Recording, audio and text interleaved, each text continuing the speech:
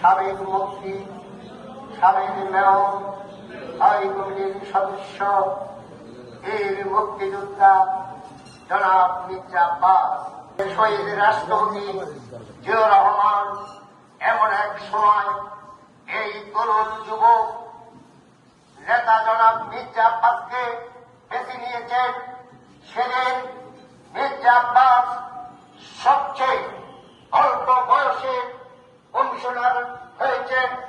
তাই আমাদের শহীদ রাষ্ট্রপতি জিয়াউর রহমান এই মির্জা আব্বাসকে বুকে টেনে নিয়ে যুবদলের দায়িত্ব দিয়েছিলেন যুবদলের সভাপতি।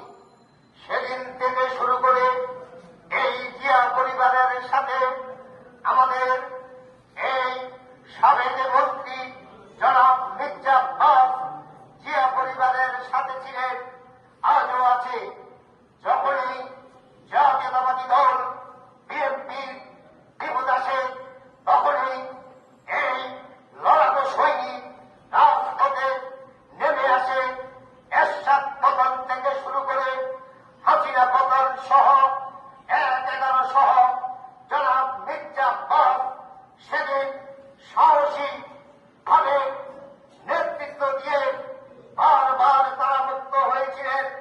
তিনি ওনার ভাষা এই আমেরিক স্বৈরাচার শেখ হাসিনার পান্না বাহিনী, ওই পুলিশ বাহিনী মির্জা আব্বাসের বাড়ি বারবার হামলা দিয়েছে, বারবার ভাঙচুর করেছে।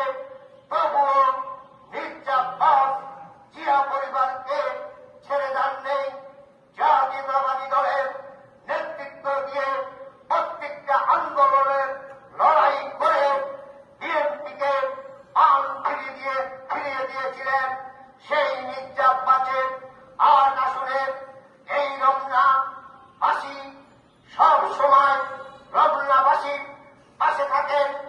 আমাদের এই লড়াকু সৈনিক জনাব মির্জা আব্বাস হাসিনার বিরুদ্ধে ওই নাইট অ্যাঙ্গেল থেকে শুরু করে ওই কাকরাইল, শান্তিনগর, মৌচাক, মালিবাগ, ওই বাংলা মোটর পর্যন্ত সেদিন জুলাই ৫ আগস্টের নেতৃত্ব রাজপথ মির্জা আব্বাসের দখলে ছিল। আর যদি সেদিন লড়াকু সৈনিকের মতন রাজপথে না নেমে আসতেন, এই হাসিনাকে সরানো, বিদায় করানো অনেক কষ্ট হতো। তাই মির্জা আব্বাসের নেতৃত্বে আন্দোলন যেভাবে জাতীয়তাবাদী দল করেছিল, সেদিন হাসিনা পালিয়ে যেতে বাধ্য হয়েছে। রমনা থানার বিএনপি নেতাকর্মী, আপনারা হতাশ হবেন না।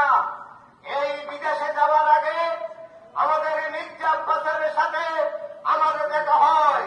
তিনি পরিষ্কার বলে দিচ্ছে, এই রমনার কমিটি যারা রাজপথে ছিলেন, মাঠে ময়দানে ছিলেন, তাদের ভিতর থেকে রমনার কমিটি পাবে। তাই রমনার বিএনপি অঙ্গ সংগঠনের সকল নেতৃবৃন্দকে বলবো, আজ আমাদের এই জিয়া পরিবারের সাহসী নেতা জনাব মির্জা আব্বাস অসুস্থ হয়ে চিকিৎসার জন্য দেশের বাইরে গিয়েছে। আমরা যে মিলাদের আয়োজন করেছি মির্জা আব্বাসের জন্য, রমনা থানার বিএনপি অঙ্গ সংগঠনের সকল নেতৃবৃন্দ দোয়া করবেন, তিনি যেন সুস্থ হয়ে অতি তাড়াতাড়ি আমাদের মাঝে আবার ফিরে আসে। এই ঢাকাবাসীকে এক করে যদি এই বর্তমান সরকার নির্বাচনের দিকে দেরি করে, আবারও আন্দোলনের মাধ্যমে এই সরকারকে বিদায় করে আমরা নির্বাচন আদায় করব। এই আজকে আব্বাস ভাই দেশের বাইরে অবস্থান করছেন, ওনার একটা অস্ত্রোপচার আছে সম্ভবত আজকে।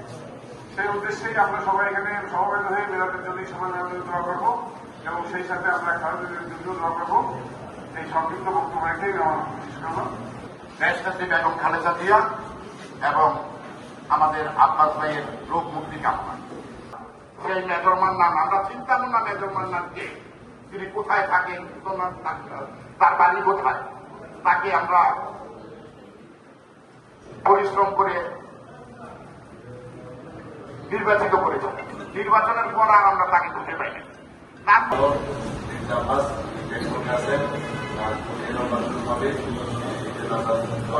সবাই মিলে এসে করেছেন, কথা বললেন। আমি একটি কথা বলতে চাই না, সেটা হলো আমরা আজকে নেতৃত্বে যে আমরা 17 বছর রাজপথে লড়াই করেছি, জেল কেটেছি, জেলের বারিন্দায়, কোর্টের বারিন্দায় ঘুরেছি। এমনও দিন গেছে আমরা 7টা 8টা মামলার হাজিরা দিতে হয়েছে। বিগত দিনে সরকার আমলে বিভিন্নভাবে নির্যাতিত হয়েছে।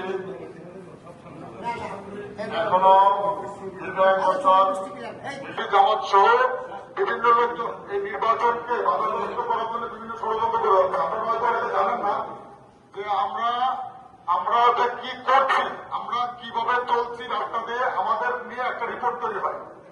যেমন ডিজিএফআই, এনএসআই বিএনপির নেতাদেরকে নিয়ে রিপোর্ট তৈরি করে, তেমনি এনসিপি, জামাত সহ অন্যান্য আরো গুপ্ত সংগঠন আছে, তারা আমাদের নিয়ে বিভিন্ন আমাদেরকে বিতর্কিত করার জন্য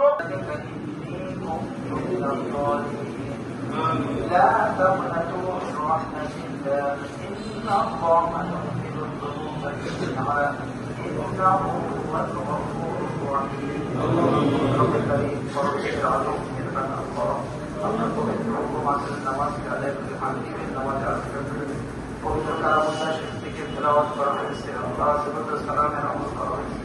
আমাদের সমস্ত আমলগুলি আপনার শাহী দরবারে কবুল আর মঞ্জুর করুন। সমস্ত আমলের হাজির আপনার হাজির আপনার কবুল আপনার দিলের দরজা মোবারক আপনি পৌঁছে দেন। আল্লাহ তামাম দুনিয়া মাঝে সমস্ত নরনারী মুসলমানের কবরে পৌঁছে দেন। বিশেষ করে আল্লাহ এই দলের প্রতিষ্ঠাতা